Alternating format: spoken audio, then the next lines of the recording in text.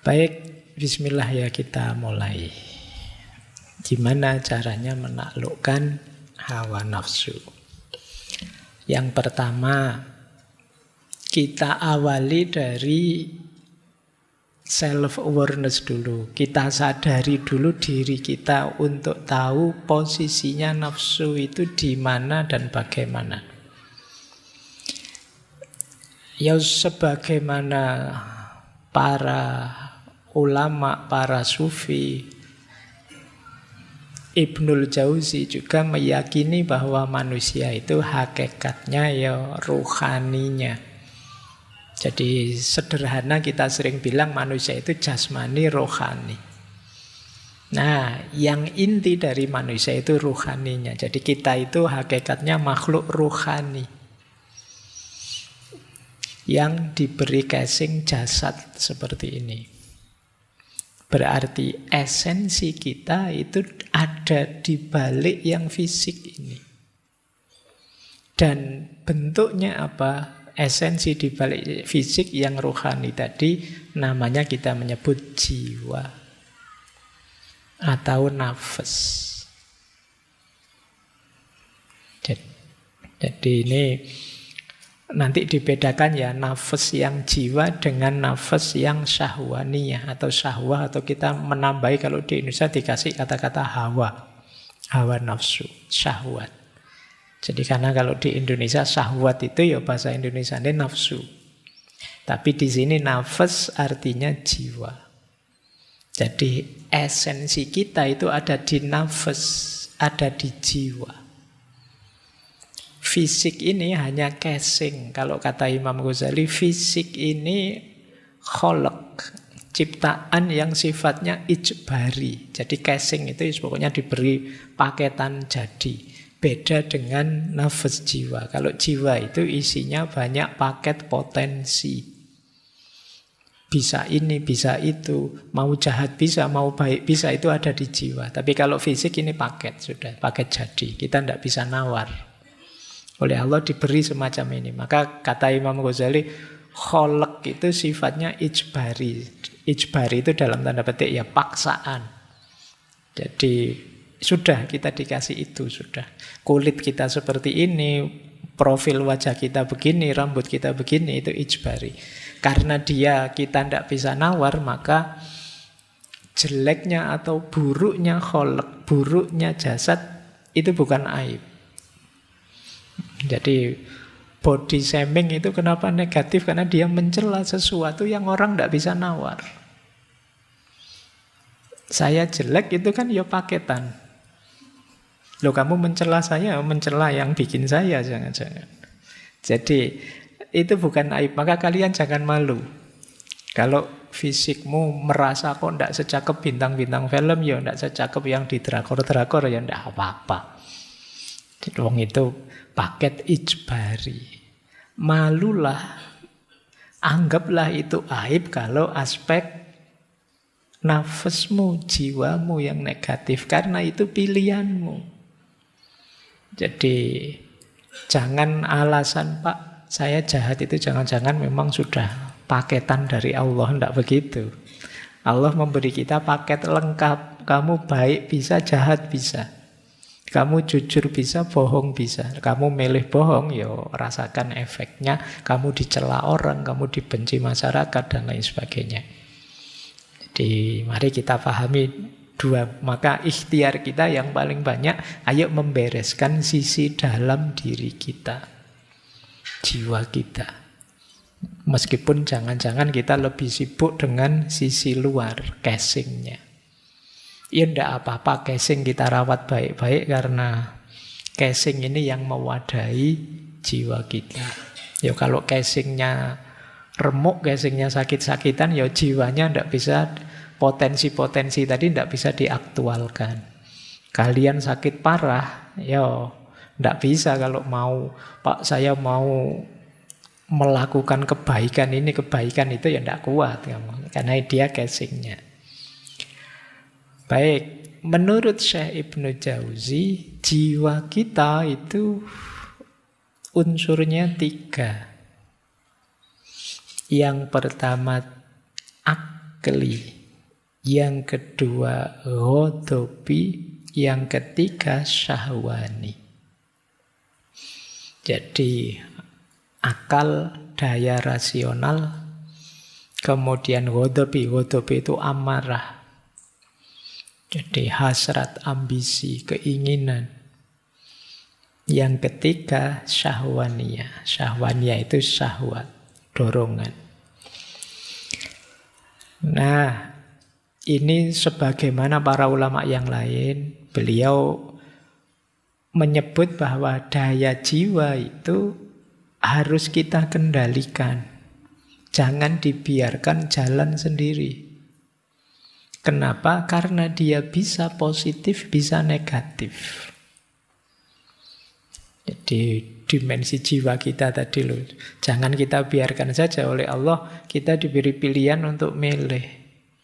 Awas keliru menghidupkannya. Akal itu bisa positif, bisa negatif. Positifnya akal apa? Yuk kita pakai untuk berpikir, mencari pengetahuan, mencari hikmah, menemukan pola hidup terbaik dengan akal kita. Tapi ada juga yang akalnya menuju kebodohan, menuju kegelapan, menuju ketidaktahuan. Kalau ini negatif. Kemudian keinginan, ambisi, silahkan saja. Wong manusia kalau tidak punya ambisi, ya dunia ini hambar. Kalian kan sering menyalahkan keinginan, menyalahkan cita-cita. Saya tidak usah punya banyak cita-cita. Keinginan sumber penderitaan. Kan kamu sering begitu. Loh, tapi kalau orang tidak punya keinginan, ya dunia ini mandek. Kalian berangkat ke sini, itu kan dasarnya juga keinginan. Kan? Kalian kuliah ya karena keinginan. Kalian kawin ya karena keinginan. Kalian bercita-cita kemarin demo ya karena keinginan. Kalau tidak punya keinginan sama sekali, mati dunia ini. Jadi ini yang namanya nafas amarah, atau istilah beliau juz'un ghadabiyun. Nah, keutamaannya yang amarah ini, nama istilah beliau adalah syaja'ah, berani. Beranilah bercita-cita. Ada orang yang tidak berani, namanya pengecut. Tidak berani berkeinginan, tidak berani bercita-cita. Meskipun jangan berlebihan. Berlebihan namanya nekat. Jadi berani itu sudah tengah-tengah, sudah pas. Berani itu kan berarti orang penuh perhitungan. Siap, saya merasa bisa, ayolah, itu berani namanya. Tapi kalau tidak ngukur kekuatan diri, nekat saja, itu namanya bukan berani, tapi bablas, nekat. Ada orang yang ingin saja tidak berani. Padahal mungkin mampu, itu namanya pengecut. Loh, ini kan harus dikendalikan. Kalian harus ngukur kekuatanmu, kemudian niat, ayolah. Ada banyak hal yang sebenarnya kalian bisa lakukan, tapi sampai hari ini belum jalan. Kenapa? Syaja'ahnya kurang. Terlalu banyak pertimbangan, ketakutan ini, ketakutan itu. Saya pingin sih Pak, apalah, sholat tahajud yang tekun gitu. Tapi nanti kalau jam tidur saya berkurang, jangan-jangan nanti saya sakit ini, sakit itu. Syaja'ahnya kurang berarti. Saya pingin sih Pak tekun, rajin kayak teman-teman itu. Tapi kan tidak mesti sukses kan, tekun itu kadang-kadang juga hasilnya tidak sesuai harapan. Jadi kamu mikir aneh-aneh, akhirnya tidak jalan. Padahal sebenarnya kamu bisa. Itu berarti syaja'ahnya kurang.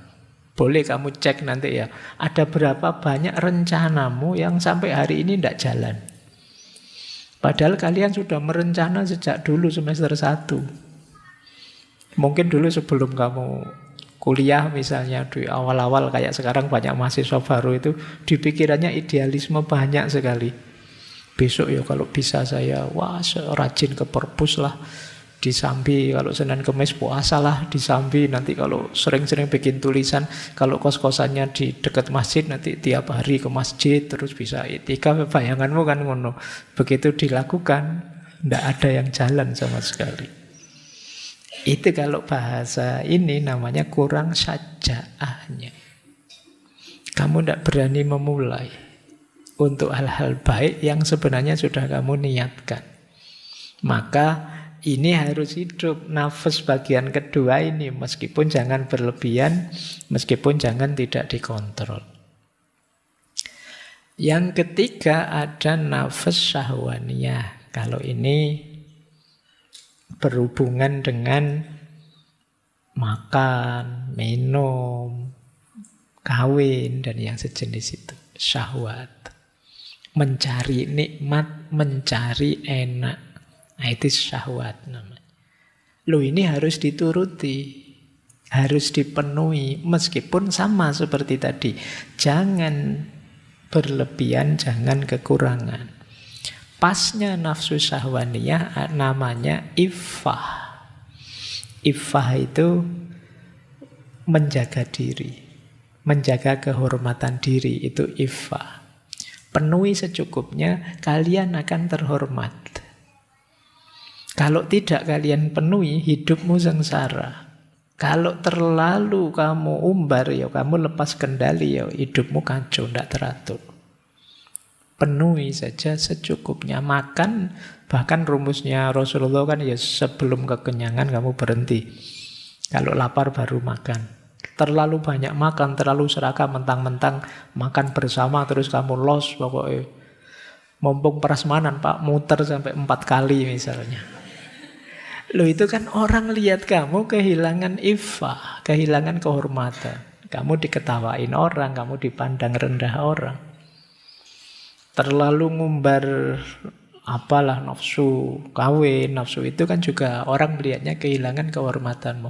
Alah, tiap hari kok mikir seks, terus guyonane itu, terus kan orang terus melihatmu jadi negatif. Itu yang disebut iffah. Penuhi saja secukupnya, jadi bekal kekuatanmu untuk menempuh hidup yang lebih baik. Jangan tidak dipenuhi, akan mengganggu.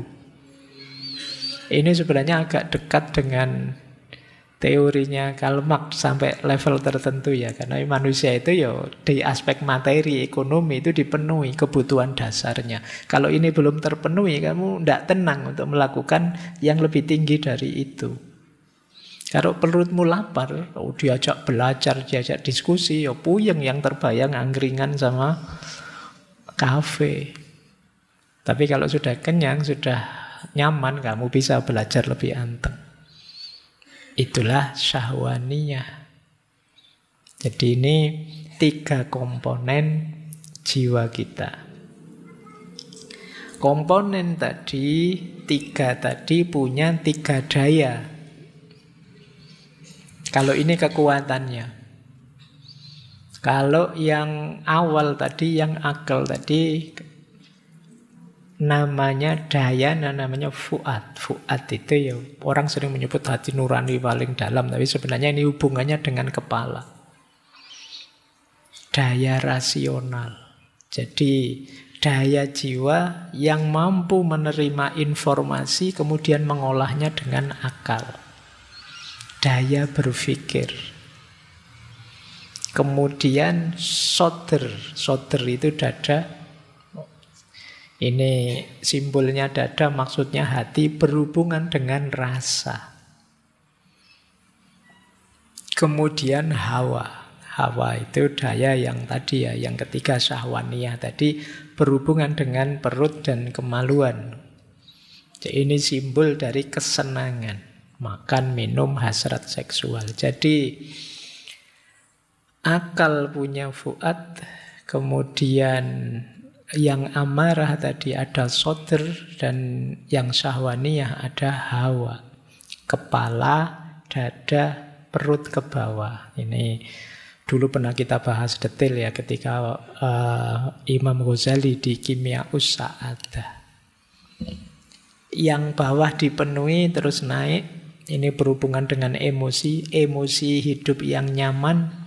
Kemudian paling tinggi natikohnya, akalnya. Jadi emosinya beres, syahwatnya terpenuhi, pikirannya jernih, itulah nanti hidup yang bahagia. Inilah diri kita, daya jiwa kita. Sayangnya dari 3 bagian ini yang paling merepotkan kita biasanya yang bawah, hawa nafsu. Gimana sih cara mengendalikannya?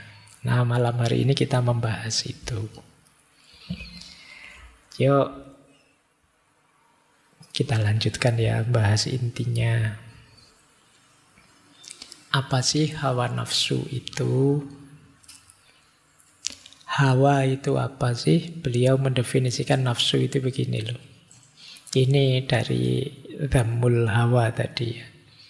Ketahuilah bahwa nafsu merupakan kecondongan watak kepada sesuatu yang disenangi. Kecondongan ini diciptakan manusia demi kepentingan hidupnya. Jadi ini kecondongan jiwa kita. Kenapa kok kita condong ke sini atau condong ke situ? Biasanya untuk kepentingan hidup kita. Kenapa kita senang makan? Kenapa kita senang minum? Kenapa kita senang seks misalnya? Itu ada dorongan dari jiwa kita untuk menuju ke sana. Demi apa? Kelestarian hidup kita. Jadi, Pak, kok Allah ngasih itu ya Pak? Ya kalau kita tidak dikasih itu, kita nanti kalau dikasih isinya yang utama-utama terus tidak ada tentang makan, tidak ada tentang minum, tidak ada tentang seks, hidup kita selesai. Ini penting untuk mempertahankan hidup dan menemukan kebahagiaan hidup. Jadi jika manusia tidak punya kecondongan untuk makan, dia tidak akan makan. Kalau tidak makan ya habis. Kita akan innalillahi. Jadi ya meskipun tidak harus kemudian, saya pernah kajian tentang agama dan sains, itu kan ada satu buku yang hubungannya tentang Islam dan sains. Saya lupa itu buku dari mana itu. Buku ini cerita bahwa di negara tertentu ada buku sains yang isinya itu unik. Karena semuanya dibuat tergantung. Jadi misalnya begini, makhluk hidup itu kalau tidak makan seminggu dia akan mati. Terus ditambahi kata-kata insya Allah. Itu menarik ya. Iya, semuanya ya tergantung Allah. Tapi kan harus kita pedomani bahwa kita perlu makan. Pak Ashabul Kahfi itu Pak 300 tahun Pak di gua masih hidup seger. Iyalah. Itu kan mukjizat, kejadian luar biasa. Tidak bisa dijadikan pedoman untuk hidup kita yang biasa. Jadi ya tidak harus kemudian semuanya diberi insya Allah. Jadi ya meskipun semuanya kuasanya Allah, tapi kan ada sunnatullah yang harus kita pedomani dalam hidup. Makan, minum, termasuk menikah. Jadi itulah hakikatnya nafsu. Jadi jiwa kita condong ke situ untuk mempertahankan hidup kita.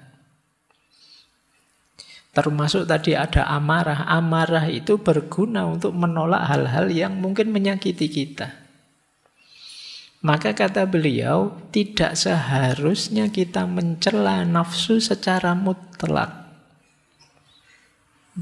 Jadi yang dicela apa? Nafsu yang berlebihan, melampaui batas. Jadi melampaui batas kemaslahatan dan menolak kemudorotan. Jadi sekedar maslahat dan menolak mudorot ini saja yang kita cari, jangan berlebihan. Makan itu yo untuk bekal kita mencapai ideal yang lebih tinggi. Minum juga begitu, menikah juga begitu. Jangan finalnya hidup saya ya makan Pak misalnya ya. Eman-eman kita. Tujuan hidup kan tidak itu. Nah, yang dicela yang berlebih-lebihan seperti tadi. Baik. Nah, meskipun banyak orang dibelenggu oleh hawa nafsunya, berarti hidupnya diliputi oleh nafsu saja, yang dipikir perut ke bawah saja. Jadi yang dipikir nyari enak saja. Kita lihat nanti ya, apa sih jeleknya ini. Kemudian gimana cara membebaskannya. Oke, saya akhiri sekian. Kurang lebihnya mohon maaf. Wallahul muwafiq. Wallahu a'lam bissawab. Wassalamualaikum warahmatullahi wabarakatuh.